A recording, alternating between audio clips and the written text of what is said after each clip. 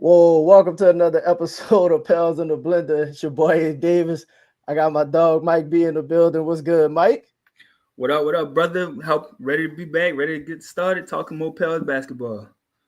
I'm cooling, bro. Cooling. So look, we josing for a little minute, you heard me. So we just gonna run it for for a little bit. So I'm a just keep it G. We gotta do the we gotta do the Pell Summer first. It's finally over. You dig?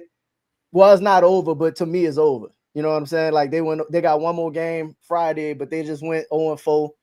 I don't think none of the prime players gonna be playing and nothing like that. So I'm pretty much sure that we done as far as you know like expectations, I guess, for this team. For the summer, would you think, you hear me, with summer league and how that went? I mean, it looked like Pelicans basketball to me. No movement, bunch of ISO. Zero Like movement. you got it, you got it. I got it here. It's what I possibly expected. I will say like we saw there's a lot of overreaction to summer league basketball, and that's like not just Pelicans fan bases. That's all over fan bases. Mm-hmm. Like 2 years ago, like everybody was regretting like Charlotte was regretting drafting Scoot, and then we saw when the season started who Yeah, was the better player. So that's what you yeah, expect in summer league. But overall, I like look.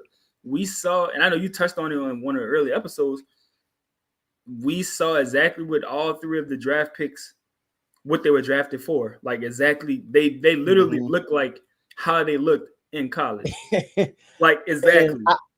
and for me, and we kind of, like you said, we went into it. That's literally all I wanted to see starting out. You know what I'm saying? They not just regular rookies. Like it's not like they 4-year players. You know what I'm saying? Like, well, Except for PV Peavy. is, yeah, PV old, but PV looked like what I thought a 4-year player should look like. You know what I'm saying? Solid, Mm-hmm. like just a dude that looked like he could come in and do his job right, like just know how to play the game. Exactly. Fierce came in and bro, all I really cared about, can you show the handle? Can you get to your spots? Can you look like a lottery pick amongst all of these players? And to me, did. And Queen, dog, even though Queen wasn't playing that great, Queen was like slipping up in the double doubles. Like, you know what I'm saying? I, Like, I, my bad. Go ahead. I'm sorry. no, go ahead, you good. No, I was just gonna say to say all that, like to piggyback off of what you're saying to your point with the double doubles. Uh, Malawak for Phoenix, his biggest issue in college was the lack of rebounding at 7'2", and Thanks. that carried over into summer league. He's 7'2", 200 plus pounds, and looking at his stats, he was like 13-5, and it's just Yeah. like at 7'2", I don't care if you're Mm-hmm. not a rebounding person, bro. Like it's effort to get rebound, and like Queen does that even without his lack of athleticism. He knows how to rebound. Right. It's a lot of positioning, being in the right, you know what I'm saying, the right spot, knowing when to get the ball and stuff like that. And I think when the season come, those dudes like they'll start figuring out like better how to play off like when he get a rebound. Like you ain't gonna have people like both like fighting for rebounds or calling for the ball. Like, okay, boom, like he gotta get the rebound, like we gonna get out. And it's just gonna make it a lot easier when you know, hey, this is what this dude's skill set is and what he could do. Queen looked Exactly. good to me, bro. Queen It looked is. good, It especially is.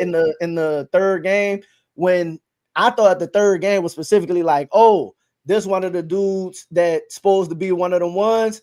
Let me show you what time it is.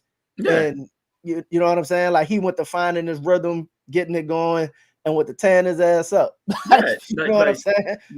that's the game one. The second half is where you saw the play. You saw the passing in the first half Oh of the yeah, you first saw game it of Queen. early. The behind the Yeah, back pass to Hunter behind the back. Dickinson. Yeah, Yeah, like and then the second half and on from that point, you saw the aggressiveness, the ball handling, the even still passing the ball, the spin moves, the different moves. Again, he's not the quickest, but he's so crafty with it. He and if you're gonna have bigs sticking him, they're not used to guarding bigs that put the ball on the ground like that. So facts. no matter how Yeah, slow he is, like he, even like Rudy Gobert as the elite of a defender he is, if Queen got you on the perimeter, he's gonna get past you with the moves. You're not used to that. Yeah, and he shifted, and he I don't know how strong he is or how to like compare his strength and stuff just yet, but he's willing to be physical when he has it offensively. So you know what I'm saying? Like he looked like he's doing a good job of like drawing the fouls, and that's another thing I kind of like about both of the rookies, to be honest. Fears and Queen, and I think Jeremiah got into a little bit like throughout his couple games, got a little hook because he was trying too hard to like draw a foul, or like when he was kind of getting out of control, trying to draw fouls as opposed to just, you know what I'm saying, playing through it, because bro, they not calling that shit, especially in the summer, and then you a rookie, so like you're not getting none of that. When Queen like being physical, like both of those dudes, if they could draw fouls and hit their foul shots, they're pretty decent free throw shooters. I think that's gonna go a long way too for them, like early development and like kind of settling down when things start getting a little heated.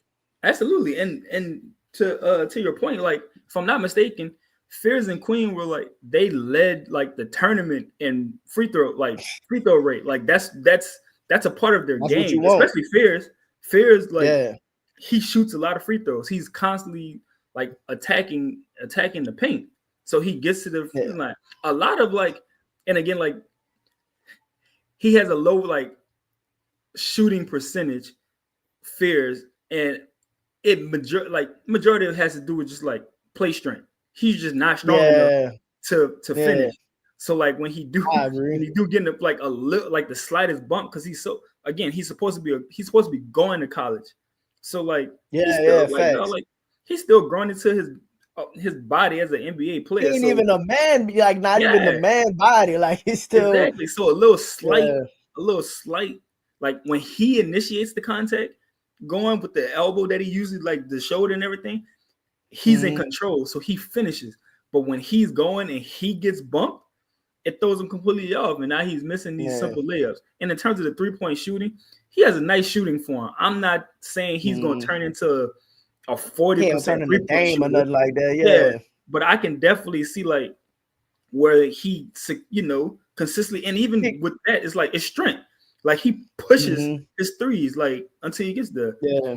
So like I could see him being a 35% free throw shooter. You know what I'm saying? Something like that. 35% go a long way when you could get to the rack the way that dude could get to the rack. Exactly. So and so we obviously see the upside between them real quick, because I did the episode on Missy, and you a little higher on me. See right now, I ain't gonna much lie, bro. I'm a little drove. The dude can't catch. Like all you gotta do is catch and finish. Now in summer league, it's a little more congested. It's a little more hectic. You know what I'm saying? The players actually making the passes and is not as clean of passes and stuff like that. So I kind of want to give him a little bit of slack, but not really too much, bro. Like you knew what you needed to work on going from last season into this season. I really just need you to get the rock, bro, and finish at the rim. What you think? So I agree, but I like, because we had the same exact situation happen last year with him. Like, man, he went to some league. I was like, oh, this man gonna spend the entire year in the G League. And then 3 months later for the preseason, he still looked bad. And then the minute the season started, it was like, bro, who is that game one against the Bulls and how he looked 3 weeks prior to the preseason? It's not the same guy. And I do think that, like he was trying to do a lot in the summer league this year. You could see like he took working on the offense, shooting and jumping. And it's like, bro, you're not doing any of that in a pro. Like every once in a while, you may, like there's a move he did. It was against Evan Mobley. As a matter of fact, he drop step on Evan Mobley, hit him with the pump fake, and went up and dunked it.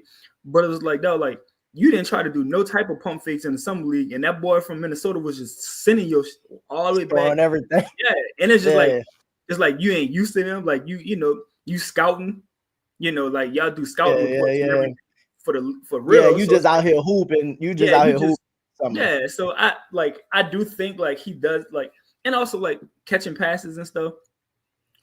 I agree, like he still fumbles the ball a lot.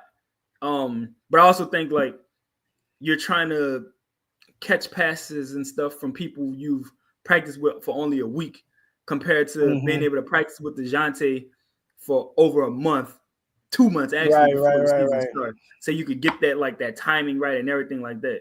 So I would say, like, look, if they bring in another center and they think like, like I wouldn't be mad at it. I do think that he's going to be like a decent starting center, but you can always upgrade. Like he's a part of the core for now, but then he's not because Joe didn't draft him. So, and Joe didn't mention him when he said the core. Like that's a conversation for another day when he was talking about the in the article that just came out, he was dropping the names of people. He did not mention Nisi, which actually had me kind of surprised. But when I thought about it, not too surprised. But so Summer League. So I was joking and thinking about this one too, bro. I absolutely love like the dog, and this is what the title of the episode come from, the no pushover, the dog that Jeremiah Fizz playing with, bro, like being that irritant, you know what I'm saying, in people's face all game. I like it when you hear me, when you got a little conflict every game, though. Like bro, and if you watch him close, like all throughout the game, I see why them dudes be annoyed with him. He be smacking their hands, bro. He pushing them. He like checking them on the drives and stuff like that. Like after timeouts, he holding jerseys. So like I like that. I'm very annoying. I'm mad that game one, you know what I'm saying, the team wasn't on that. But as by the time we got to game 3, everybody knew what time it was. And I think you gotta start establishing that right now, because we gotta break this mentality of being a soft ass team, bro. Like the team is the team be getting bullied all the time. If it take your little guard to be the one who get it popping, because that's how Chris used to be when Chris was here. Chris wasn't having it. So if that's what it take to get that going, I'm all for it. And right now, the only person we had on the team like that last year was Jose. And it's like it's only so much Jose could do. You know what I mean? Yeah, man. Jose, what, 5'10"? You know what I'm saying? On a good day. Like on a good day. Yeah. And it's just like, look, he brings that energy. You know, he don't back down for nobody. But dog, like you, at the end of the day, you 5'10", you the backup point guard. Like, yeah, they're gonna feed off that energy, but like you need like essentially you need your big dogs. Like when you had Najee there, like nobody, like you knew Najee coming, like, hey, like we coming with, like, don't play with BI, don't play with Zion. Like Zion got fouled, and Najee over there, like, hey, bro, that's the second time y'all done pulled him down like that. It was the Pistons game. They kept like wrapping Zion up before he could jump. And you know, Najee was like, hey, bro, y'all keep picking him up like that and following him like that. Like, y'all gonna have to see me. Yeah, facts. I didn't tour with Jimmy Butler. I don't care who you are. So I'm choking you out, bro. Like you need players on the team. Well, what you think be going on when Zion going to the rack, bro, getting hacked throughout the whole game, getting knocked down and like that. Like one of my favorite plays, and your boy Jeremy in the chat put it up, like Zion got to check niggas too. Absolutely. When Zion dropped the shoulder on Brian in the play-in game, like that's the kind of energy Z need from day one. Z bring that energy from day one.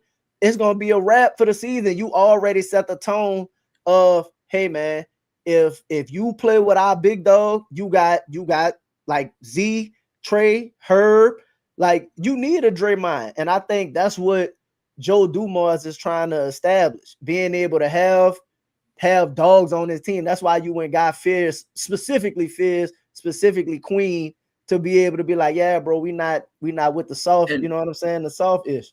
And don't sleep, like Sadiq Bey is that type of player too. Like, thanks. Don't take no, and he built like a linebacker. So like you're gonna have people like not probably want to mess with him either.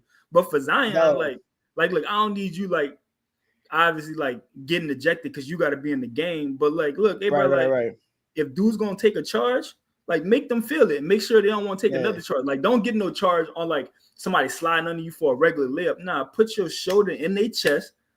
Like if Brian wants to take a charge, make sure that's the last charge Brian takes the rest of this game. I'm punishing you every time. You gonna feel it. Look, he hit Brian. I think it was the first half of that game. Look, everything else in the second half, layups, him and AD getting out the way. Yeah, bro, you got those. So that hurt. You absolutely need those kind of players. And for the people that be like, yeah, you know that you don't want them losing their cool and stuff like that. Like, I understand, but at the same time, when you standing on what your team is gonna represent, you got to do it early so people know. And that's a mental pressure too, dog. When teams ratchet up the pressure on us, we crack, like they fold. Yeah.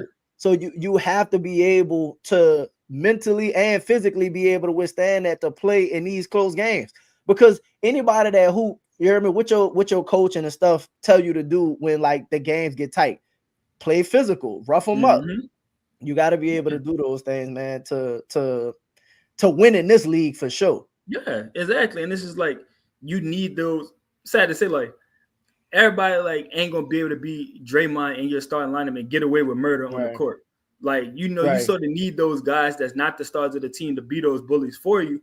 It's the reason why the Pacers got James Johnson. He don't play basketball. He don't get in the game at Dude all. don't play not 1 minute. No, he don't see the court, but nobody messing with him because of what they think he is. And you know, like, obviously, I think Jeff Teague at one point was like, "Nah, I seen it. Like, he for sure like that," and that got around. You know what I mean? So you bring in dudes like Fierce, who just don't care, who's essentially like Isaiah Thomas again. Just a little small. I don't care who you are. I'm from Chicago. You're not gonna play with me. Like, yeah, I'm talking that, and I'm killing you on the court. So I'm glad you mentioned that. Like, now, granted, Poole got to earn this little rep back, but so we ain't talking about the actual throwing hands aspect. But bro, Poole was like one of those dudes that, like, back in them Golden State days, was like, I'm talking that cash and I'm at you. Like, you need players that's gonna be able to, when competition get heated, be able to step on the floor and be able to, oh, all right, that's what we on. Bet now it's time to hoop. Like, yeah, I just think that's what Joe Dumars right now is trying to build. Like, that's the players that he targeted.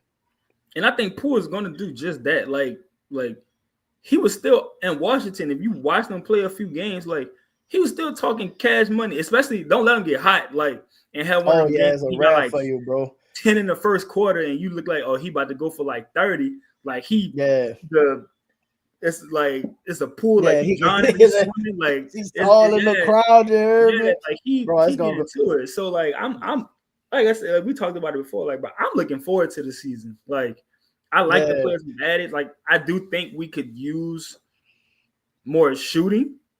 But yeah, bro, like, I like the players we brought in. Like, these dudes, you need them rough around the edges.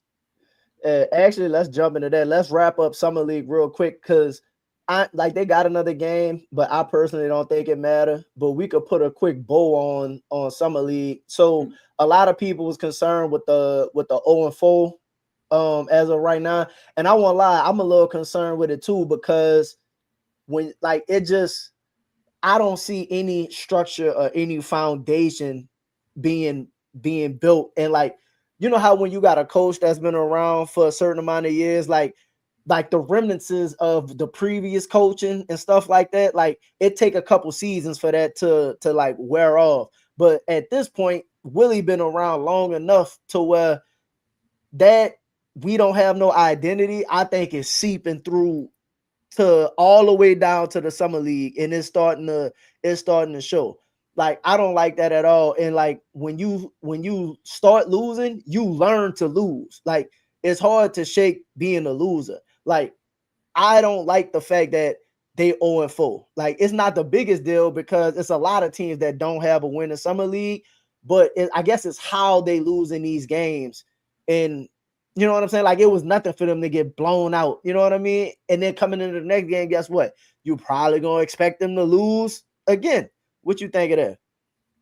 I agree. Also, too, like regarding this Pels team, but they got 4 dudes played, 4 out of the 12 that's gonna actually probably log NBA minutes this year with the dream draft picks and Misi.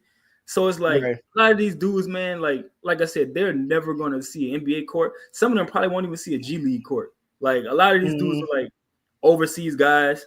So like, I don't like, I agree the process. Like, you know, Brewer coming in there, like, you've been around the team long enough. Like, but again, at the same time, know what we running, bro. you've never coached. You've also never been like that type of coach in the sense. If I'm not mistaken, he's only been a development coach with the team. Yeah, So it's yeah. like being a head coach. This was the opportunity for him. Correct. And then, being honest, like, dog, like, this man playing Big 3 basketball during the summer. So, like, in terms of he ain't doing no real studying. He trying to get his run. Exactly, because his job is like to develop once you're there at the camp. Like, we're gonna work on this, we're gonna work on that. You're not sitting back there watching like Willie Green and Borrego from what most coaches would be doing during their off season. They're studying the game, figuring out plays and stuff like that. Brewer not doing that. He hooping and then going like coaching. So I do think like Brewer obviously also had like a long way to go. If he wants to be a head coach in this league at some point. So I agree, like the process is bad, but yeah, like he ain't like okay. I ain't gonna kill it too much, but like I said, for me though, I just hate the fact that like you lose and then you lose and then you learn to lose. Like they did a lot of losing last season. They did a lot of losing in the summer league before that. They did a lot of losing in the preseason. Like when you come into this preseason, bro, like people say them games don't matter, but like you need to get wins. Don't we have? I think we play Orlando in the preseason, right? Like just that's a team that's been busting us up, though. Like make it a point to beat that team, even in the preseason. Like it might not seem like it mattered, but that's a team that's been owning you. Anytime you see somebody that's owning you, and if Paolo on the floor at all, like make sure to go win those minutes. In my opinion, like I don't want to see what we saw last year when Z was playing and then BI not playing, and then you know, like you ain't never once saw whatever the whole lineup was gonna be. And they had chances to play him, well, other than Trey being out. But you know what I'm saying? They had chances to play him. I just don't like the process that they went about doing that. I think that's just setting yourself up to lose. That's true. Like I said, and that's also another situation where, like, I think we've also had a summer league where we went undefeated. I mean, a preseason where we went undefeated, and then we were bad in the regular season. Nothing. Yeah, like it's true. Different because even with preseason, like you get your starters for like the first 2 games, and then the last preseason game, like they may not even play. You know what I mean? Facts. So like it can slip. But I do agree, like certain teams, like come out and like you want to put good juju in there. Like my biggest issue with like last year preseason was like, dog, like DeJounte is new, like to the team. Yeah, Trey hurt, so he's not gonna be there to start. Zion and BI, y'all didn't play a single game together in the preseason. Yeah, what you expect? That's putting bad energy in the L when you're getting ready to start. Yeah. So we'll transition out of summer league, kind of wrap up summer league pretty much. They got another game tomorrow, but we already know that there's like ain't nobody really gonna play. Like Fierce probably done, Queen done, Missy done, Peavy done. Shit, Reeves might be done. You know what I mean? Well, he's still playing for a job, so who knows? He got to get every minute he can. But he should be the only dude coming back with a 2-way contract. Like the other two, you cutting the other 2? You cutting both of them? Well, first of all, I'm not gonna lie. Trey did look okay yesterday. He did, and I think I expected more from Trey, being like he was like G League Rookie of the Year, and like he was like an aggressive G League player. But again, like summer league is meant to like emphasize your draft picks, so I get it. Like it was a lot of like Fears and Queen, y'all do y'all, and then the rest of y'all got to get it where y'all live. So like I can understand. And then when you saw like Trey finally, like there was no Queen there, so Trey was finally able to like get off because it's like it's just me and Fears, and he went for 25. So that's what I expected from him. I'm a Kansas basketball fan, so like I saw Dickinson in college. Like I knew what it was. I'm like, dog, like you 7'2", you 25 years old, still in college playing ball. Like I knew it wasn't like he'll go overseas. Yeah, like he gonna have to. He's not an NBA player to me. He's too slow. Like he's too slow, and like while you're gonna be bigger than a lot of people, you don't have the post moves. Zach Edey is like 7'3", but Zach Edey had he got a little bag with him. Yeah, he got moves with him. Yeah, like you have nothing, and then you can't defend. Klingon don't have that many post moves, but Klingon is a defender. He can block shots, and Dickinson does none of that. So yeah. If they keep Trey and Reeves, cool, but Dickinson, like he can. he can go. Yeah, cut the cord on him. I'll leave the spot open. Yeah. So the numbers came out. Vegas, like, we supposed to have 31.5 wins. When I saw it, though, I'm like, yo, that shit, wow. So you go from 49 wins, your team get, like, completely decimated with injuries, and then they project you to have 31.5. You draft two of what, regardless of how you felt about, like, where they went in the draft, a lot of people had Fears and Queen as two of the better prospects in the draft, right? So you get two of the better prospects on your team, and that still don't move the needle at all. Now, again, I get that, rookies don't always have immediate impact right away, but to set the number at 31.5 is kind of wild to me. How you feel about the 31.5? If I was a guy that bet or in a casino, that's easy money. Like, they were horrible last year and won 21 games. And they shut they shut Zion down. They shut everybody down. Yeah, like Trey got hurt, Herb got shut down, Zion got shut down, DeJounte was out, and they won 21 games. Like, so you telling me? And if you think about it, Trey got hurt and started late. Exactly. And then Herb got hurt, came back, and then they shut him down again. So I'm like, so you telling me with Zion clearly still in shape, looks exactly how he did when he left the season. Trey gonna be healthy. 30 minutes a game. Yeah, Trey gonna be healthy. Herb gonna be healthy. Because I saw your last pod with Chris Conner, and he mentioned, like, it's expected that they most likely gonna both be ready. So you're gonna walk in. Listen, bro, that's huge. If they day one, even, you know what I'm saying, if they day one ready to rock, say, bro, I'm giving us a shot. So you gonna have your full team healthy except for DeJounte, right? Poole, Herb, Trey, Zion, and Misi or Looney, whoever you're starting center. Whoever running your five. That's a good starting five. And I think what happened with the Vegas, they're like, they didn't watch Poole in Washington, so it's clear. Like, we don't, like, B.I. better than Poole. Really. So they just think, oh, he lost Brandon Ingram and Poole is no good. So B.I. I don't even know if do you think they even considering DeJounte being hurt? No, if you look at most of the graphics, they're doing the starting lineup for the Pels and putting DeJounte in the starting lineup. Man ain't gonna be back to probably like All-Star weekend, if that. Like every graphic, Pels starting lineup: DeJounte, Jordan Poole, Trey Murphy, Zion, and Misi. And it's like, DeJounte is not gonna be here opening night to start. So but like Poole, Trey, to me, Poole, Trey, and Zion. If Trey takes that step that we think, and Poole is the guy he was last year in Washington, because again, Poole averaged like 20 in Washington last year, playing like 30 minutes, if that. Bro, he was. I don't want to say he was CJ, but from a production standpoint, he was CJ. You get what I'm saying? With less minutes. Yeah. So if you're getting that Poole, which the trade that we saw, like the trade that we saw play against Boston.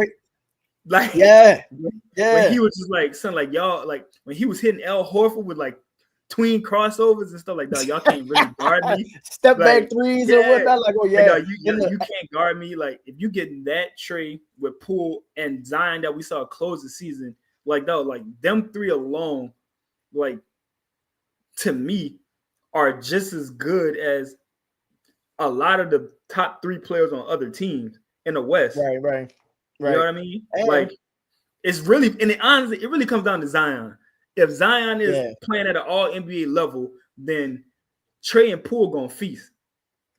So let's go with the starting five, your expectations for the players in the starting five. So, like, obviously Z ended the season, and this is the thing when people like mention the 30 games, like, yet every time they talk about the 30 games, it's like, bro, the dude only played 30 games. It's like, yeah, well, we was god awful and they shut him down in March. You know what I'm saying? Like, he clearly could have played more than the 30 games, and how he looked the last time you saw him on the floor, the dude was dominant. So if he comes back, let's assume that he comes back where he left off. Again, that's a big assumption for Zion, right? I get it. But let's assume that Joe Dumars is right. He comes back and look like the Zion that we know, a Zion that we last seen. What is your ceiling for Zion on the season. Let's go If you like get points. Let's that go points, Zion, rebounds, assists. Yeah, that Z 32 that's to 34 minutes a game. And that's that's low. yeah, but I think that's what he's going to play. I think if you Mhm. want Zion to be the best and be healthy, I don't think you want him to go over 35 minutes. So like Right. 32 to 30. 34, I think is fair for him as long as Mhm. you stagger it the right way. But I think that Zion like 26, 8, and 6. I ain't gonna lie. So that's I think an easy 26, 8, and 6. I got Z. Listen, I'm a Z fan, which you know what I'm saying? I'm a Z Yeah. supporter. So, but the way Z finished the season, though, when I'm talking about, we seen Z get on those roles where he looked like, I'm not even capping, bro, top 5 player in the NBA. Like he looked that dominant at times. Those numbers are like 30, 38 and 8 type, like, you know what I'm saying? 38 and 8 Yeah. in 30, 31 minutes type numbers, bro. Like shooting 75% from the field kind of numbers. So if I had to average him out during the season, I think he gonna make one of the all NBA teams this year, bro. That means 65 games. You need at least 28, 8, and 7 minimum See, to qualify for one of those. I don't think he need that because Jalen Williams made it and he only averaged 21. But he was the third man. Jalen Williams, Second man. No, he yeah, was he's a the second. He second. was a 2. That's what I'm saying. But Like he could Zion. I think if Zion you ain't getting that at 21. yeah, Like exactly. he can't average 21 and Yeah, get that. unless the Pelicans are like a top 3 seed, then it's like, oh yeah, we'll consider it because he's leading. But like, see, like I think the reason why I think the 26, because I agree he was putting up the 30 on efficient shooting, but I think he had to, like, because he had nothing else, like you know what I mean. So like I gotta go beat a beast. Yeah, like you gonna have trade, you gonna have Poole, who gonna have games where it's like, and Z is an unselfish player. So like He what I mean? he He's willing to like a get guard. off He's it. a guard. So it's like, hey, if Trey got the hot hand, like, hey, Trey, like, look, shoot it. If Poole got the hot hand, shoot it. Mm-hmm. And y'all gonna have the gravity gonna be on Z because the minute he get in the paint, everybody crashing.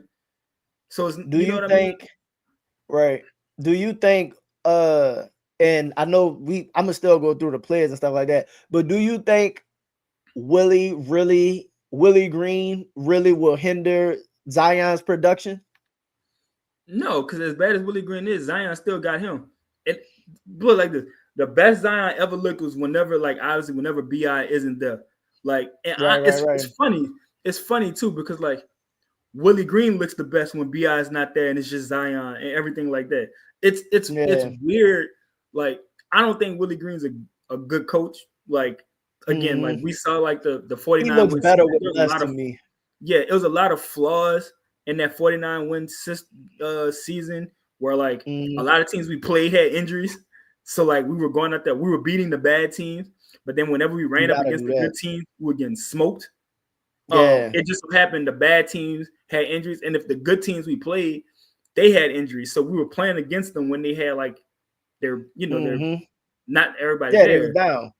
Exactly. So I think, but again, like when Willie coaches his best when it's just Zion and no BI, or if it's one of them, then the other. Even the when plays he could just let one do his thing. Just go do like, you. Exactly. Even the plays he called is like seems different. Like you'll see play like this with BI and Zion. This is the only thing you see from him. That's elbow. That's the only play he knew when both of them together. Because he's like, bro, like, yeah, both occupy the same area. I don't know how to do it. But like now, with Trey and Poole being like, hey, like, if I cross half court and you stand like 10 feet away from me, I'm launching this. And like, I'm probably gonna make it. So you're gonna have to come out to guard me. So now that gives Zion more room. That give, you know what I mean? And like, again, I don't think Willie's a good coach. I think he's an average coach. But I do think that you're going to see some of the best coaching he's ever done this season because of the fact that BI isn't there. And like the team just looks better when it's just Zion with Trey when and it was Herb. Zion, Trey, and CJ. They were Listen, when BI I got ain't hurt. gonna lie. Not to cut you off, but I gotta do a better job, and y'all be checking me on this one too. I gotta do a better job of including Herb in this now. Of like instead of just being like Zion and Trey, Zion, Trey, CJ, I gotta start doing a better job of including Herb because I won't lie, I was diminishing Herb, but as when I really sit there and think about it from a strategic standpoint of how much he guards and covers and stuff like that. And like shout out to Chris, man. He made the good point of being like, and I know what that's like when you hoop. Like, let's say you are offensive killer, right? Bro, you ain't got time to be spending your energy guarding the best player, running around trying to get, you know what I mean? Like, we need you to be the best version of yourself on this side. So, like, as good as Herb is, like on ball, off ball, all of that, I gotta start including Herb when like we start talking about it because his value is really there, and he signed. So like, it ain't like we talking about a dude who not gonna be around. Like the extension is there, so we really need to start mentioning that man as like, you know. I think that's why I think Poole, Trey, Herb, Zion, and like I said, me, whoever you want to put there, but those four, like the synergy they're gonna play with, like they just know each other and it just works. Like it just, especially Trey and Herb. When Trey and Herb are on the court together, like them two, because again, you take away Zion, you had BI, Trey, and Herb, it worked. You take away BI and Zion, Trey, and Herb, it works. And especially if Herb is fully recovered and being able to, and he's back to shooting 40% from three. Because another thing is, because of BI not shooting threes, you relied on Herb having to shoot threes. That's a very good point. I never thought about that point of how limited, especially that season, because BI in the 49-win season, BI was still refusing to shoot the three. Yeah. So you absolutely needed Herb to be able to hit between Z. You got almost at all times, you had three players on the court not willing to shoot the threes between Z, BI, and whoever you was playing at the five. And you can't have that in today's NBA. Like, you got to have shooters on the court. You got to have like at least two in your starting lineup at all. Now, granted, we had CJ and Trey, but like you got Poole, Trey, enough. Yeah, not to beat the good teams. Exactly. So now Poole, Trey, like Herb will shoot them, but you don't. Herb, you shoot maybe like 4 to 5 threes a game, if that. Poole and Trey gonna be the volume 3-point shooters. You know what I mean? You think Herb shoot more now? Who? I'm not Poole. I'm sorry. You think Herb shoot more now? Because I feel like the way the roster construction is, like you don't have JV in your starting lineup, so like Missy not taking that many shots, period. So I'm assuming like a couple of those look that they would try to throw in the JV, or a couple of those offensive possessions that will run through BI, you know what I mean? I think that's like a Z drive kick to Herb for three. You know what I mean? I think Herb's going to shoot a lot more because of the fact that Looney not a lob threat, but because he set screens and rolls, like and Misi is a screener and roller, like he gonna roll for the lob, and because of the fact that you're gonna have to respect that with them, Herb's gonna have a lot of wide open corner threes that he got to hit. Yeah, I think. Do you think he shoots from other spots on the floor? Because I think for him to be more effective, I need you to shoot, like, of course, shoot from the corner, but I need you to be able to like relocate and hit from other places too, like hit from the wings and the corners, and then I think that opens up the game a lot more for the team too.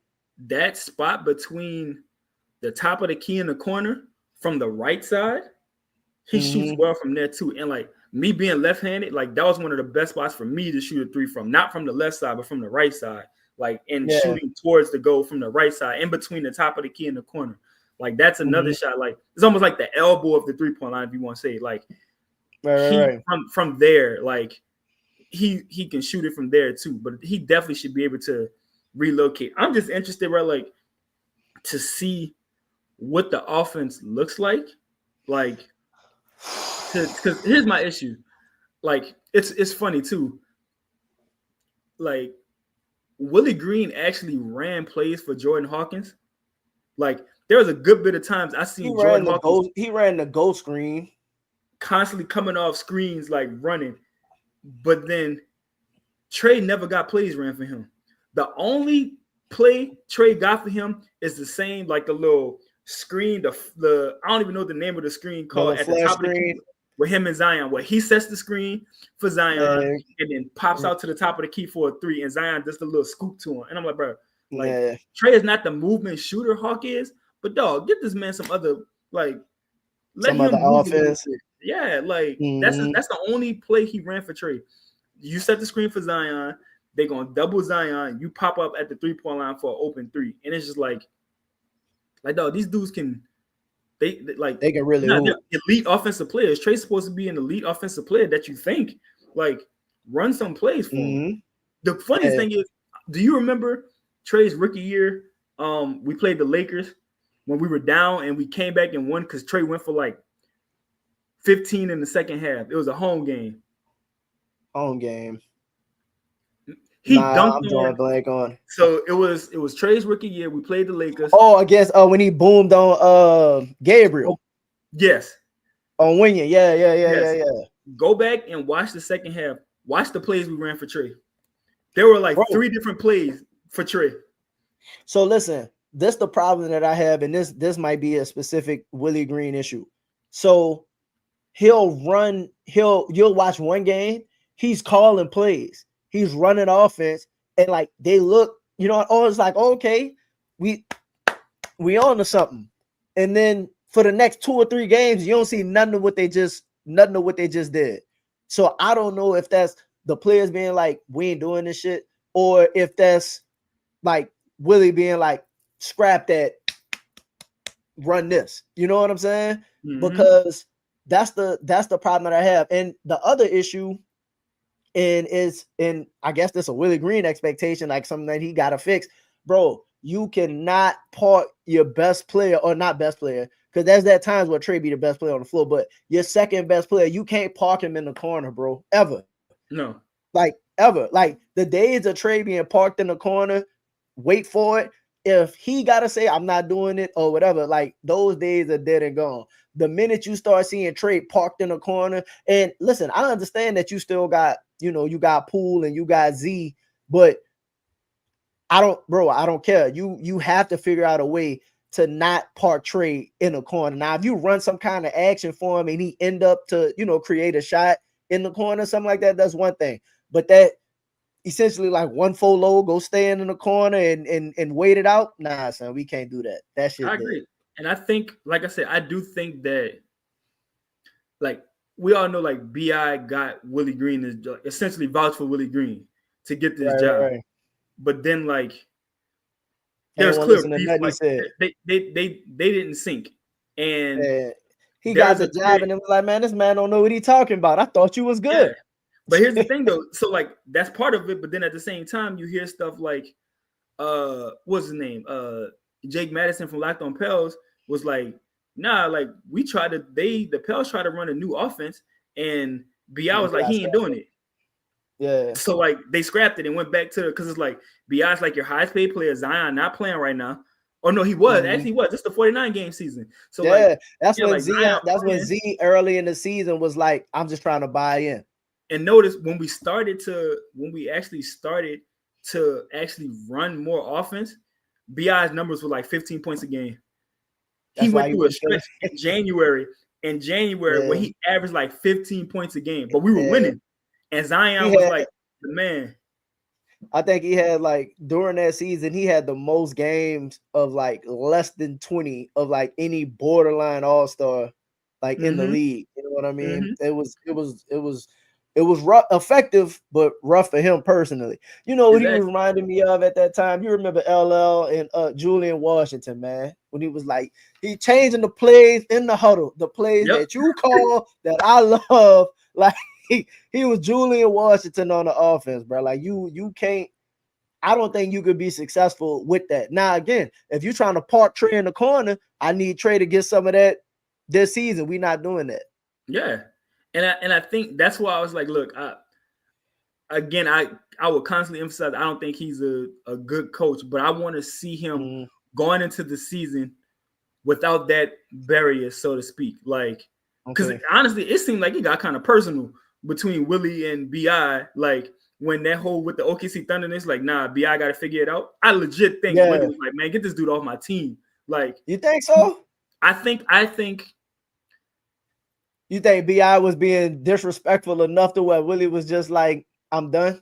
I'm good. You remember early in the year because that year when that happened, that was the year we won 49 games, right? That's the same year. That's the same year when Willie benched BI twice. He benched them against the Lakers, and then early in the year he benched them against the Hornets. Like early in the year, like and this was like game 5. Willie was like, "BI, you going to the bench? Zion playing right now. You going to the bench? Trey wasn't even there yet because that was the hamstring. But like Herb, CJ, we running with Hawk getting minutes out here cooking, cooking. So like, it's there. Like Willie, like you were doing it, but it's just like NBA politics, money. David Griffin is BI's guy, and vice versa. Like, hey, you benching BI. You can't be benching BI like this. Like, what are you doing? We trying to give BI 50 mil. Exactly. Like, you can't be benching him like this. So Willie was like, all right, if I can't bench him like this, then I'm gonna make sure the offense is ran through Zion. Now his points are 15 points a game. BI walking around with like 15, 5, and 4, and we winning. You know what I mean? But like, it's like, and Trey, when Trey get back, Trey starting to cut up too. So let's go here. Do you think Z make All-Star this year? I think if he plays enough games, yes. Which, granted, he made All-Star playing 29 games. He made All-Star. I'm about to say. I don't think like if he plays, he's gonna make it. If he plays, he's gonna make it. Like he's that good, and that's my biggest issue with him because he's elite. It's just that dog. Like 30 games is the third most games he's played in his career. That shit, wow. So leave Z alone, though. You know that's my guy. I think I got big expectations for Z this year. So do you think, let's move on to Trey. Trey bouncing back, you know what I'm saying, coming into the season. Like Trey is about to get, and me and shout out to Chris Conner again. We had this conversation too. Trey's coming into the season getting exactly what you wanted. You wanted the starting spot.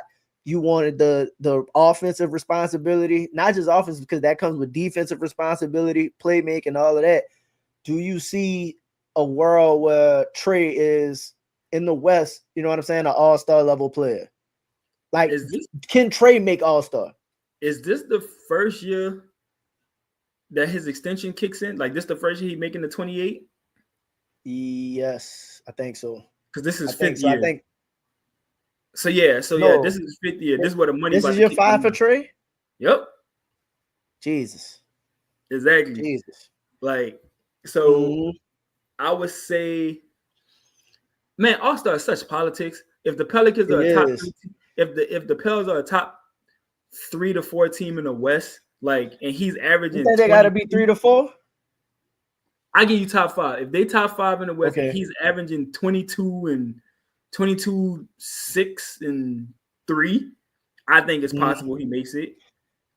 What does Trey as the number 2 option have to average for the Pels to be successful? Like, what does his season have to look like for them to be successful? Probably about what I just said, that 22. Like 20. 22? I think if you tell me if Trey gave you 22 and he's 50, 49, like 50, maybe 40, not 50, 40, like 50, 40, 90 is hard. Close. But like 47, 30, like 38. Because he's gonna shoot 90% from the free throw line. From 3, he's gonna probably shoot close to 40%. I will say for Trey, I think he also needs to, like, which he started to stop shooting from 40. You don't have to shoot all logo threes, bro. Oh yeah, bro. Like they gonna run out. So I Like you think can shoot it, but not I all the think part time. of that was the offense was so bad he didn't know where he was where or when he was gonna get a shot. So and True, his creation was limited. So like true. I think if he caught it out there and it was space, it's going up. Like, Yeah, no, for sure. and I think in this You see that a situation lot. he don't have to do that no more. And that's why I said, like, if you go back to that game against Boston, like, it wasn't no shooting. Like, he was shooting long threes, but he's like, nah, dog, like, oh, you got a big on me? Like, I'm taking you. cross, step back, three, I'm getting to the paint, and I'm dunking on you. My most important thing for Trey, too, is like, dog, you got to stay healthy. Like, Trey, a lot of people talk about the Z injuries, and Z injuries just be like season derail, and I get it. But Trey, it's the second year in a row. Like he possibly, and I think he's on track, but possibly could start the season injured. Hopefully, he don't have no setback. third year. But Trey good for missing time too. This would be his third year if he's out. He He started tore the his, season too. he tore his meniscus the 49 win season and missed the start. He didn't come back to December. Last year, he didn't come back because he had the hamstring. And now this year, he hurt his shoulder. Well, he hurt his shoulder and had the hamstring in the same season.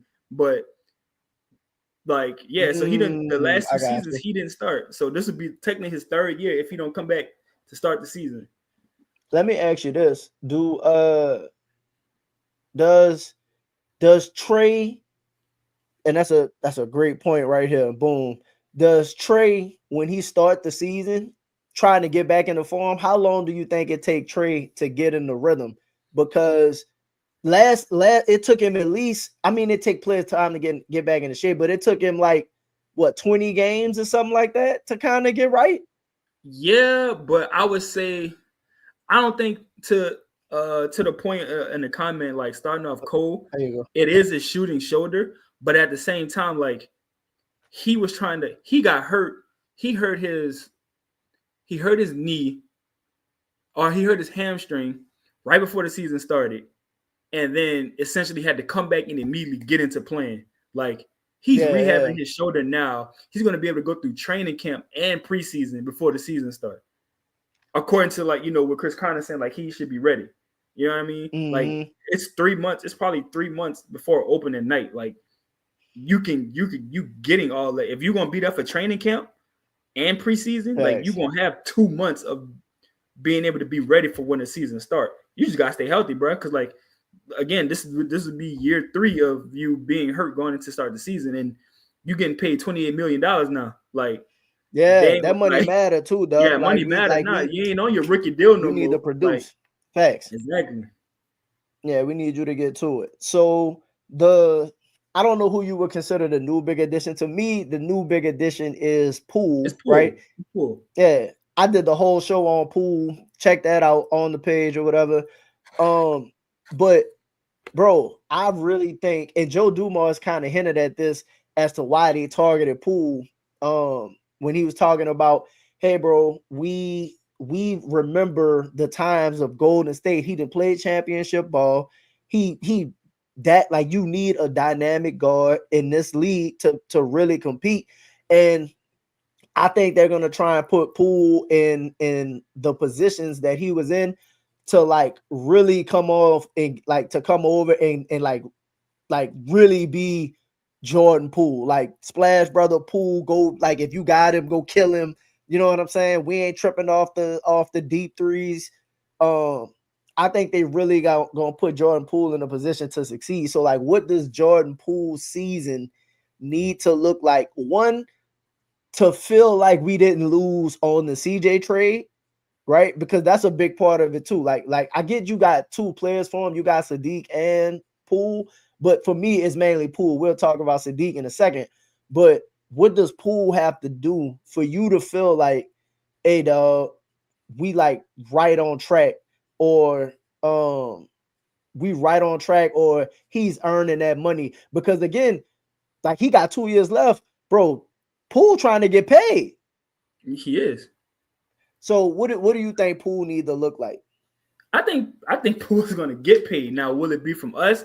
I don't know, because we drafted Fears, but it's a possibility like he's going to get extended by the Pelicans. Like I would, if he comes out in hoops, I could see a world where like they extend him, like because at the end of the day, like Poole It's can play. better to extend him than Yeah. I think it's better to extend him and have him as an asset as opposed to going in the next year, 1 year deal, and now you stuck.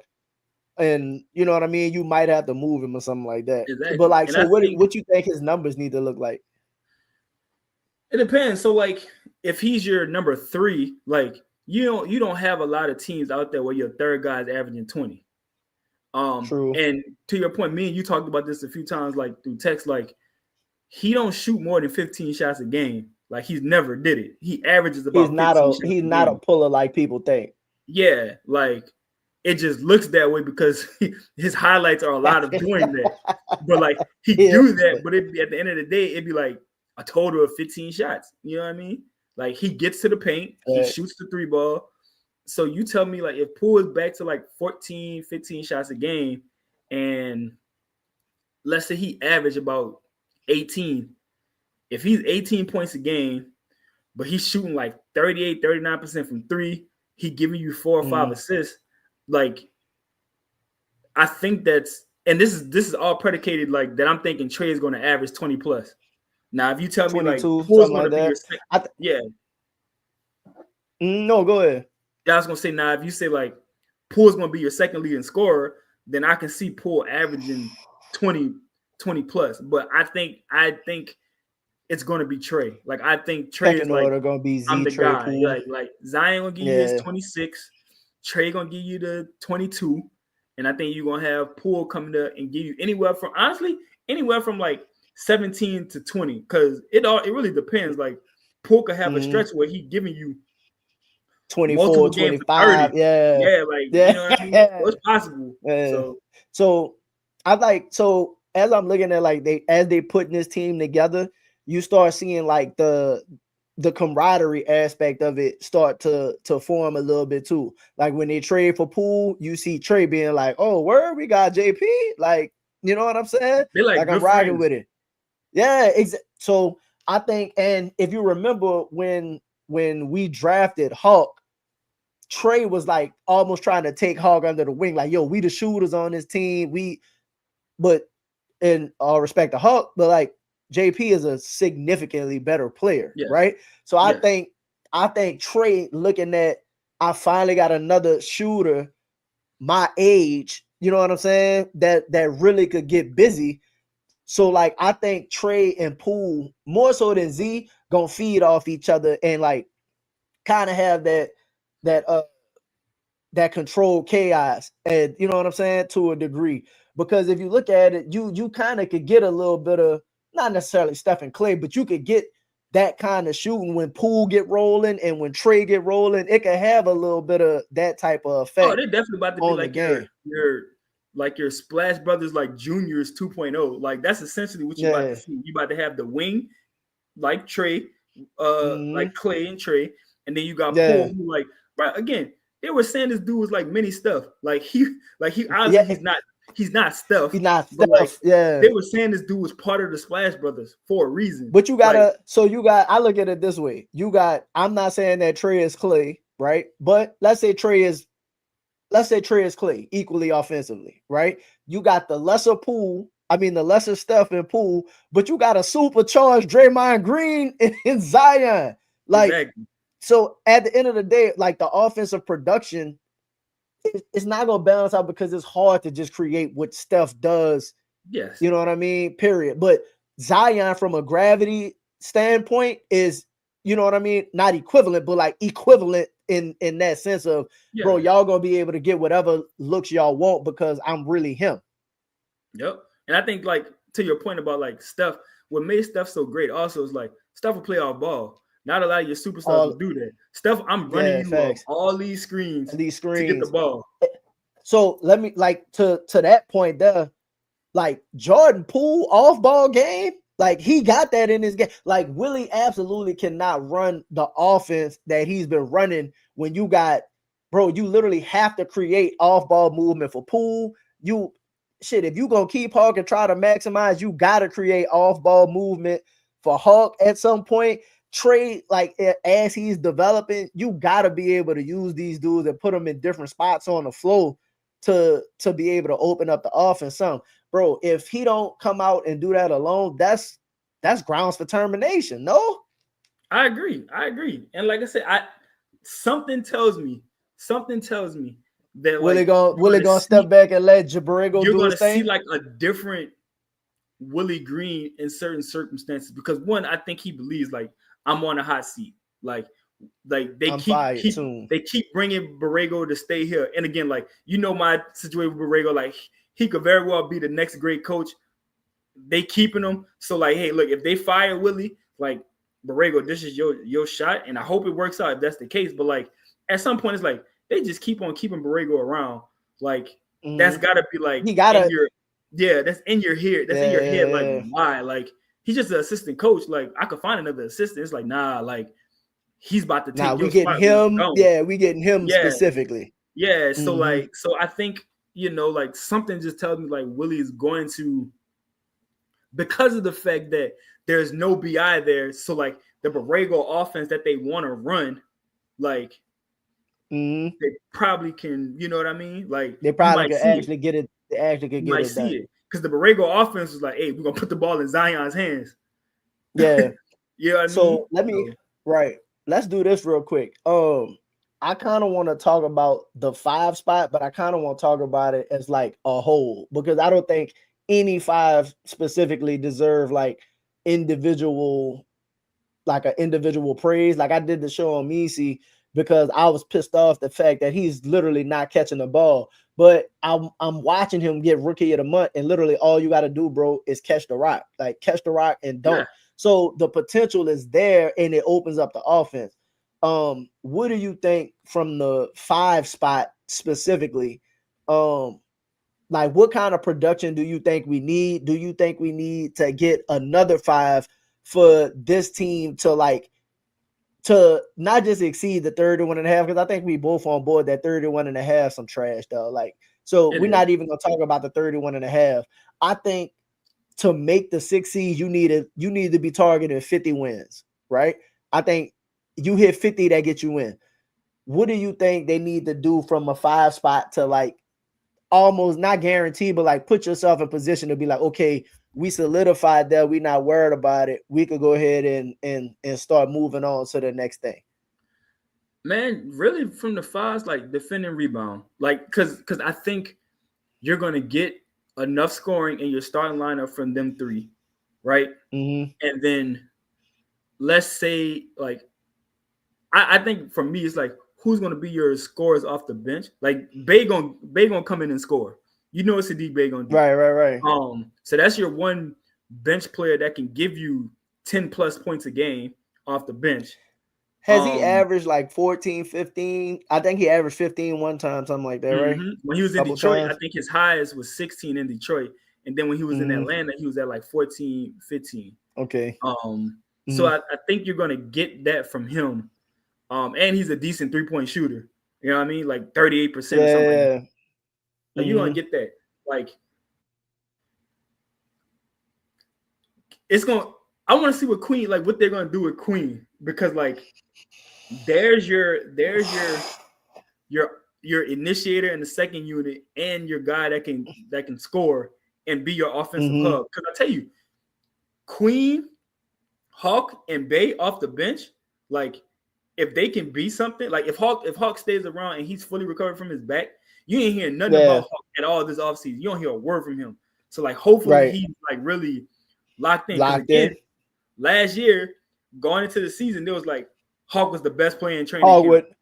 Hawk wasn't missing. And he did start the season, you know what I'm saying, averaging damn near 20, you know what I'm saying? When everybody was looking bad, he was out there. He looked good before he hurt the back. Yeah, he did. So, if you tell me like you got Sadiq, Hawk, Queen,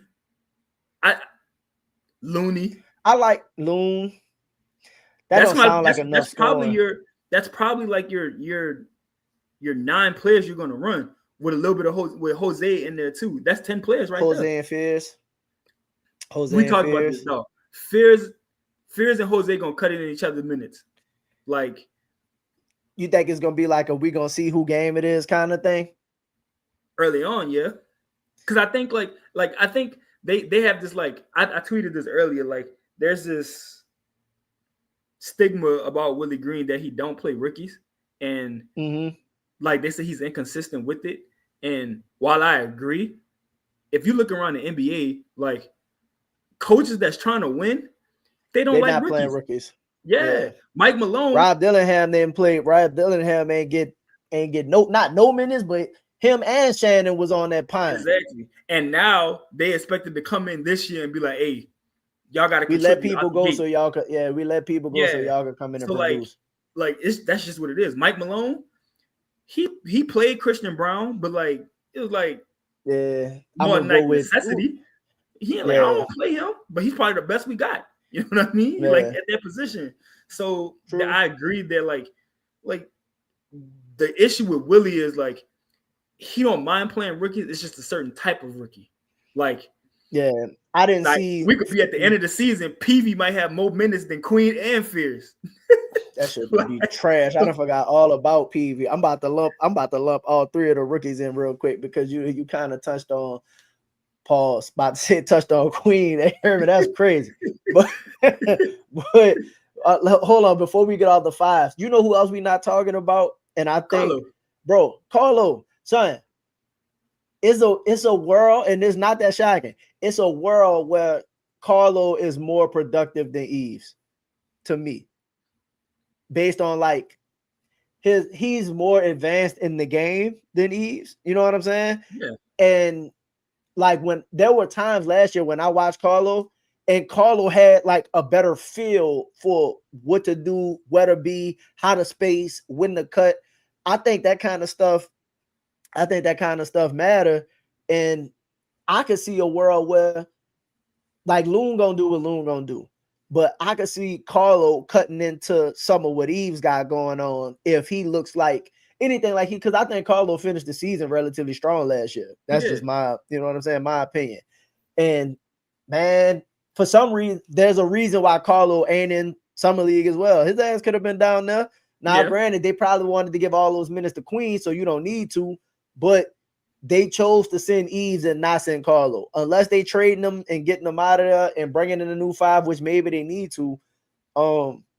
I think Carlo could bring a little bit to the table. Not extended minutes or nothing like that, but I think Carlo could absolutely do something that will supplement your athleticism. You know what I'm saying? Like you saw him rim protect a little bit last year. I think so. And I think you could argue he's just as good a shot blocker as Eves. Yeah. And he's just the athlete as Eves. He's an athlete. Carlo, that's the thing with Carlo. Carlo is like until Queen shows that he is like a consistent like jumper. Carlo's your stretch big. Carlo's your Kelly Olynyk. Like he's essentially you know what I mean? Like he don't have the offensive moves, but we're not expecting you to do that anyway. Exactly. Can you pick and pop? Can you set a screen? Because Carlo was like almost money from shooting corner threes. You know what I mean? Like whenever he was open, he was shooting them. And then he had like a little bit of synergy with Zion. Like there's a play where Zion was dribbling the ball and he like gave Carlos a nod and Carlo went up for the lob. Corner against Mini. Yeah. Corner against Mini. Yeah. So like it's there. Like I just think that he's a second round pick. He wasn't the George Troy's guy. You're essentially the fourth big. Like true. You know what I mean? So it's gonna be hard to get on crack that rotation. Yeah, but I think like it could very well be a sign like, hey, bro, you ain't have to play summer league for a reason. Like that's what I and like he's been playing professional basketball for a while now. So like he looks, you know what I mean? So I think it's possible. He looks the part. Yeah. He needs to get stronger. He just needs to get stronger. I'm just thinking about like what it is this team has to do to actually be able to be good next season. So there's two more things we kind of want to do, and we'll do it kind of in like, well, no, it's a little more than two, but we'll do them like kind of bunched up or whatever. Hawk and Jose not really getting talked about too much at all. Is that good or bad? Is that a sign of like, okay, both of them out of here, which it could be, you know what I mean? Like we drafted Fizz.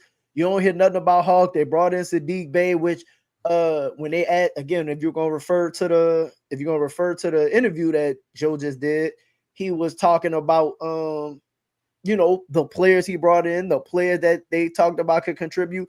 He didn't mention Jose, Hawk, Missy, you know what I mean? Carlo is a bunch of players he didn't mention. And granted, he don't have to go down the whole roster, but like those dudes on the hot seat, do we expect them to produce at all? Do we even expect them to be on the team when the season starts? Jose, yes. And I think that Jose is like your TJ McConnell. He's that fan favorite. Yeah, he's a fan favorite. You know, when he gonna bring energy, he's fairly cheap. He's never gonna get a $10-12 million contract. You know what I mean? Like his contract total may be $12 million. You know what I mean? Like you're gonna get a minimum contract for him. Hawk is the one that you probably gonna have to pay in a minute. So I think that's where we have we may have to move on unless he balls out. So I think you froze, bro.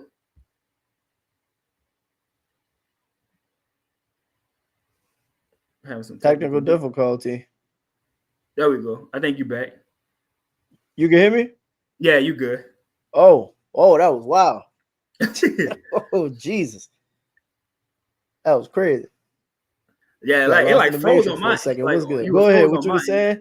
But what I was saying was like Jose is like your cheap guy, right? Like he's not making a lot. His next contract is probably also not going to be a lot. Hawk is the one where like he's a lottery pick, so that deal he gets coming up is probably going to be, and like his type of player, they're moving on from a don't want to pay. Like Portland got rid of Simons. You just saw Cam Whitmore get moved. Cam Whitmore got moved. They Portland traded Anthony Simons.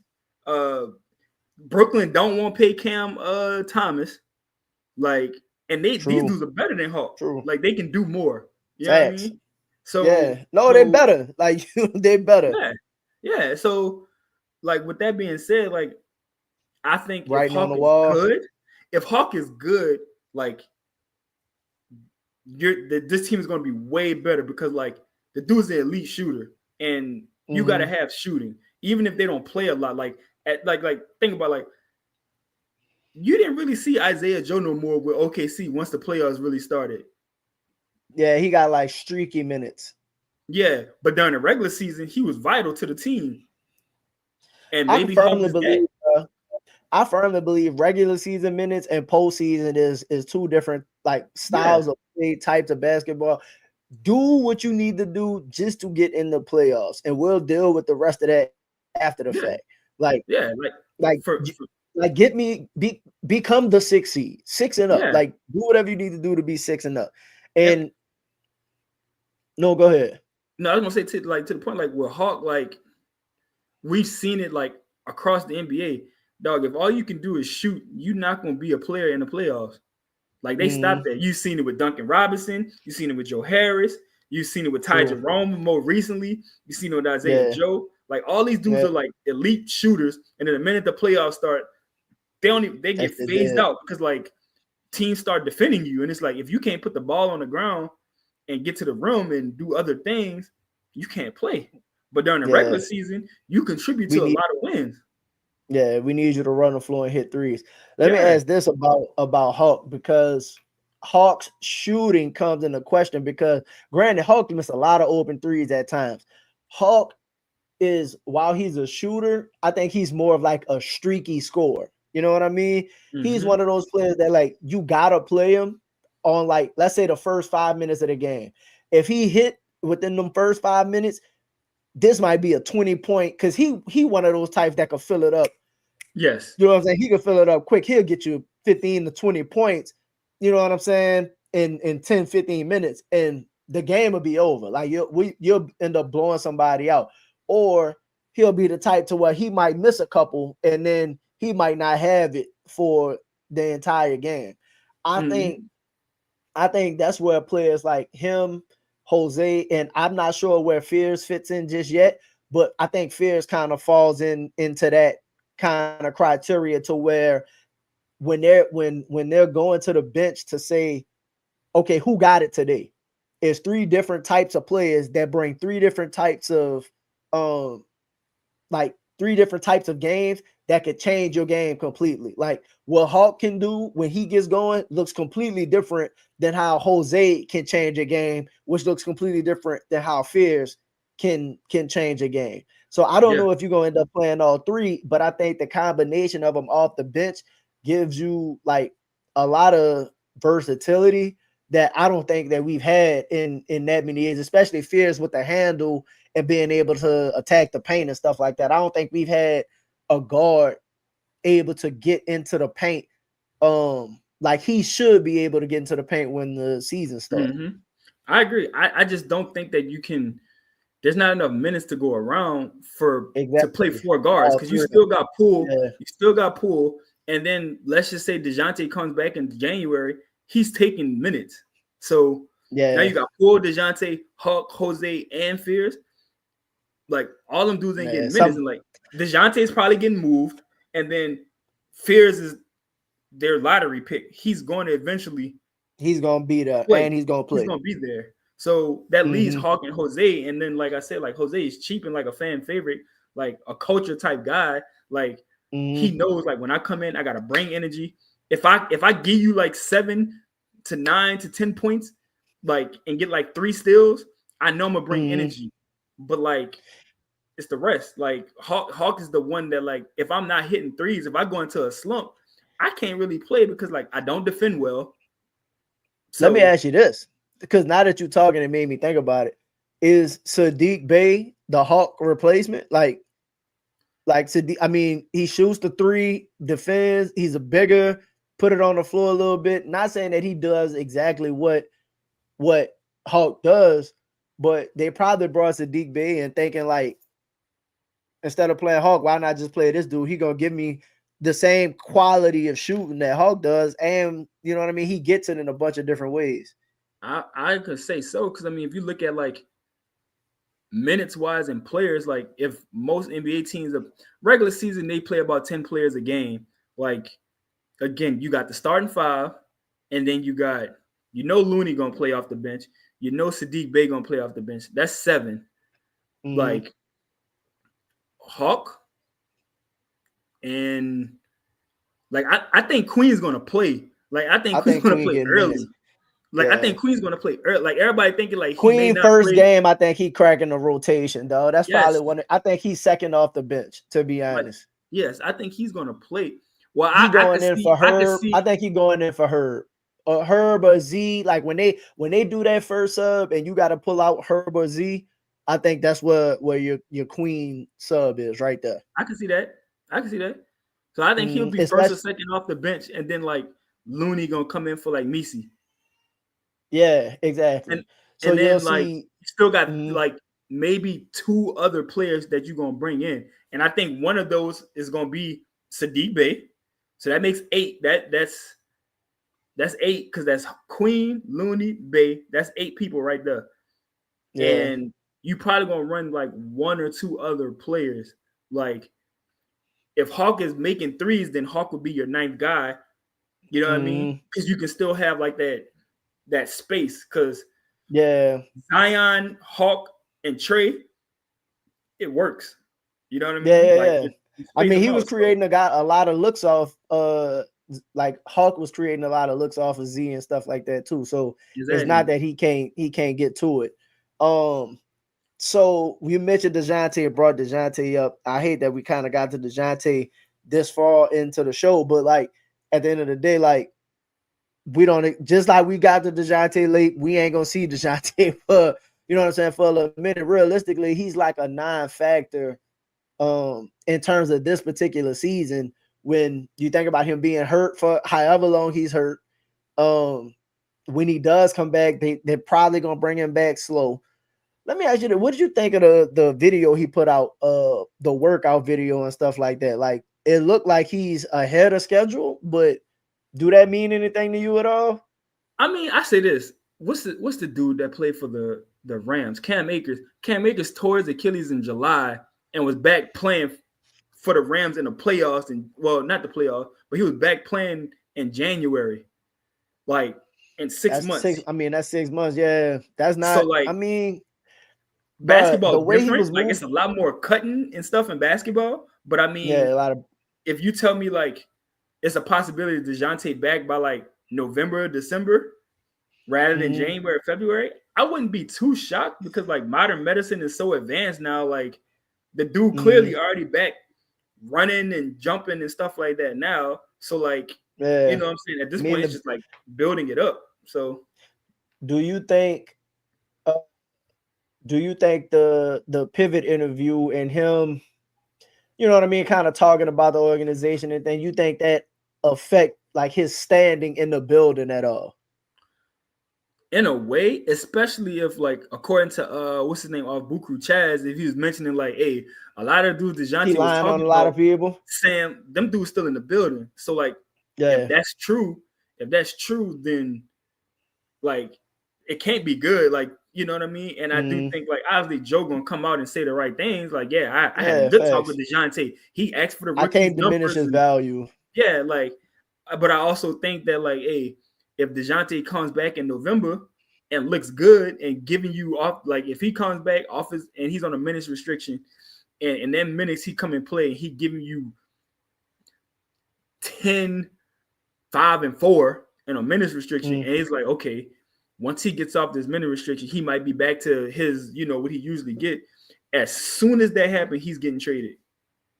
yeah. So what are you trading?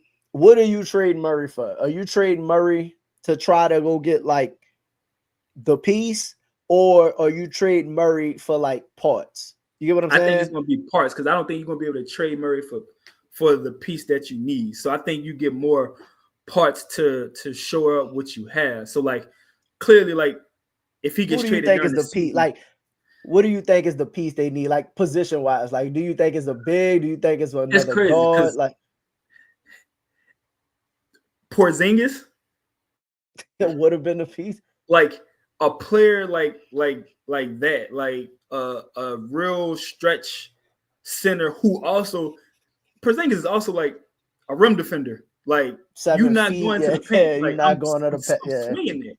So I think if you could trade DeJounte and that's the only thing. I don't think you're gonna find that. So I think Joe Mm, and them might go and get like a player that can shoot. Like I think they're gonna go find like another. just like Maybe you go find another, another wing player that can really shoot. like Neesmith or something like that. A Yeah, because like a your 49 Nimhard win type season, move. your 49 win season, like Najee and Dyson used to come and terrorizing people. Now, granted, Dyson couldn't really score the best, but when Najee Right, and right, Dyson right. was on the court, like y'all probably ain't scoring. And then you get a Najee Mm, game where he give you like 15 and he turning like Magic Johnson and giving you right. 7 assists He in the out there game. chopping that, Yeah, bro. like He he get throwing the confident. no look live. Yeah, Yeah. so I think that like you could use another one of those guys off the bench. Mm, That's why okay. OKC was so My good. They were bringing in Caruso, Aaron Wiggins, like Casey Yeah, Wallace off the they bench. they was 10-11 deep with a lot of versatile players. Yeah, My thought is because DeJounte make the 30 and when he's expected to be back, I don't know if he fits anymore at this point or what or how I feel about it necessarily, but I still think Sabonis is like a target to look at. I just don't know about the salary too much and how you make that work. But let's say you got DeJounte 30 and then Jose and Hawk is another, essentially that's 10. So you got 40 mil of salary we maneuvering or whatever. Like, I don't think the Kings are going to be good. They already was talking about the Sabonis move or whatever. I think a player like that close to the trade deadline is going to become available. So it may not necessarily be Sabonis specifically, but like for example, what happens with Kobe White, right?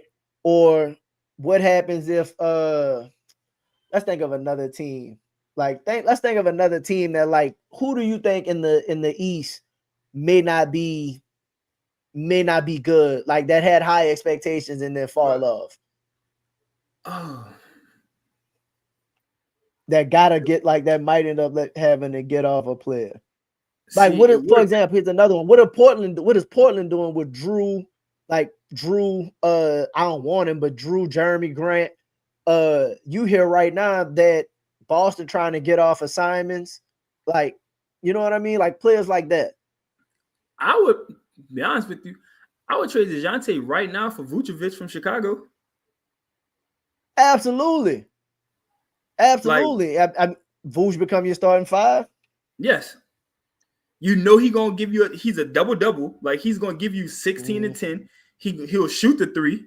You know what I mean? He ain't the best defender, but he'll get, you know what I mean? He gonna give you some points. But I think like that, though I'm still going to knock on Orlando door. Like, bro, y'all got too many centers. About Wendell Carter. Wendell Carter. Like I think, bro. I don't know, bro. Like I would have said Miles Turner, but he clearly just signed with Milwaukee, Yeah, so that's like, you know, that's done. But well, you never know. But you never know. But I just think DeJounte, I do think he gets moved. I just wonder if the move is more like, is it more for like two supplementary pieces, or we go and get somebody that's like, okay, now we got 7 dudes. Like, you know what I'm saying? Because you come playoff time, you really only playing 8 anyway. So I'm running with, like, can we go get a guy where we got Poole, Trey, Z, Herb, Looney? I don't know if Missy is included in that, but like Sadiq, like I think you need something else to kind of fill that out to where you like, all right, this is my 7, my 8, we rocking. And I think Murray gonna be in that. I think it all depends on, I mean, obviously how we look during the season, right? So like, obviously, if we're not just getting enough from the 5, like, and it's just like, all right, bro, this is just not working, then I could see a move for Sabonis. But I also wonder, like, Sabonis, I think, coming up on the extension. So what do you do? I thought he just got extended not long ago. I could be wrong. What, he got 2 years left? I think he got like 2 years left.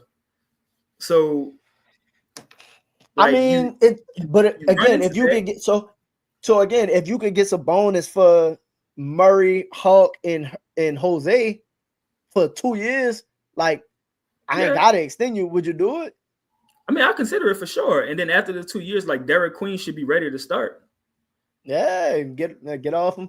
I don't know, bro. I don't know how that work with the lineup. Like, Sabonis playing your 5, probably he gonna have to. I mean, he give you 20 right now. He giving you 20 and 12. You know what I mean? He averaged damn near triple double. Yeah, like obviously, I think that scoring comes down with Zion, Poole, and Trey. Team.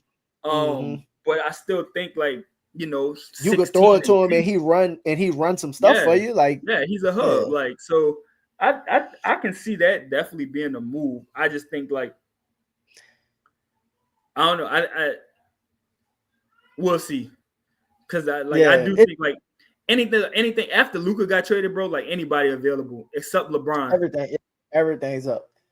Everything's up. Let me ask this, and we'll kind of finish off with this. So we don't think the roster is necessarily complete, but we do think, based on the construction right now, I still think they could get into the playoffs. Like I told you, the Clippers made the move. I think they're a little bit better now. I put them in that top 4 tier in the West with OKC, Houston, Denver, and now you add the Clippers. Other than that, I think is wide open with everybody else.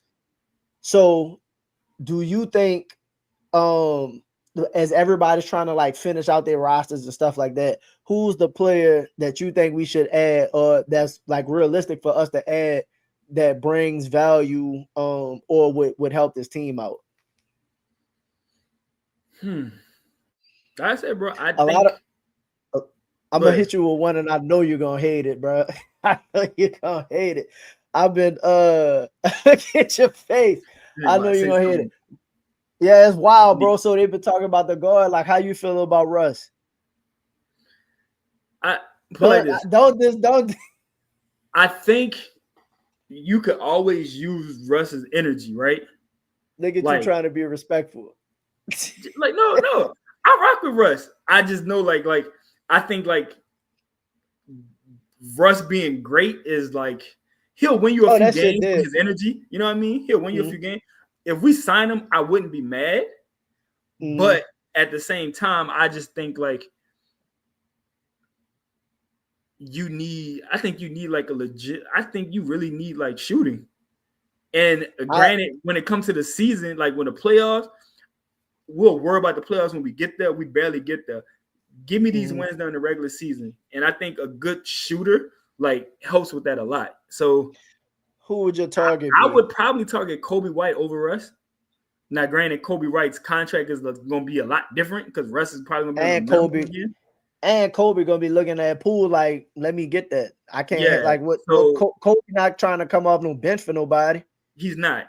So that's where I get with that. But like I said, I wouldn't mind Russ. I think he's gonna win you some games for sure. Just his energy alone. And also, like, Russ gonna come in like he ain't soft. And we were just talking about, like, not, you know what I mean? Yeah, like, that's more so why I started. So, like, I started thinking about who it is we need, and I'm like, dog, if you put Russ energy, and at the end of the day, Russ was a great player. You know what I'm saying? He still got flashes of it in there. But if you put Russ, like, energy, expectation, and like, Russ still, like, competitive as hell. I think if you add that into the building and expectations, because Russ ain't trying to lose. Like, he might not be great, but he out there guarding, he picking up full feet, he playing hard. I'm talking cash. I'm still trying to dunk on you. Like, I think if you have a vet that still bring that, because I understand, like, bringing in Brogdon, right? Like, I understand bringing in Brogdon, but, like, I'm gonna be honest, bro. If I'm going to the game, I'd rather watch Russ than Brogdon. Yeah, I'll have Russ and CP3 at the top of my list if I'm going to look for veteran guards. Obviously, you may not get CP3. You may not get CP3 because he wants to allegedly stay in LA, and I get it, his family out there now. But, like, I would target them with too the Brad Bill Brogdon. move. Brogdon stay hurt too, so it's like, I mean, like, CP played 82 last year, though. Yeah, so, like, that's where I go, him or Russ. Like, I wouldn't mind it. But yeah, bro, like, I think if it's not a guard like that, then, like I said, I'm looking at, like, Vooch with Chicago. I'm trying to think of all the teams in the East, like Wendell Carter Jr. And these dudes may not get you, like, you know what I mean? They ain't like a Sabonis. But no, it ain't nothing like that. But you just need somebody to be. You need depth. You need size. You need shooting. You need a lot, to be honest. Yeah. You got some foundational pieces, but to kind of round it out and make sure you still competitive and having a chance, and you need a couple more pieces. And exactly. I think DeJounte is gonna be the piece that's used and could possibly be packaged with, like, because if you package DeJounte with, say, Messi, Hawk, and Jose, I think people are gonna look at Messi and Hawk as young potential pieces to where, you know what, we'll take chances on their upside. I agree. You know what I'm saying? I agree. We're gonna see. It's gonna be interesting. Like I said, I definitely just think the roster is still incomplete right now. So I'm just interested to see how they. I mean, they only got 14 players right now anyway. So I'll be interested to see, like, do they get that to Reeves? Do they get that back to Reeves? But I think they waived him for a reason. Like, we're gonna give you the two-way, and we're gonna consolidate and go get else. Yeah. So. Yeah, I think something else coming. Yeah. Well, that's gonna do it. That's gonna do it for us, man. Mike B, I appreciate you for tuning in, bro. We're gonna have more coming with Mike. You hear me, hopping on the show. Everybody that joined in, you hear me, commented or whatever, we appreciate y'all. Like, share, subscribe, share the show. Pels in the blender. I'm A. Davis. We out.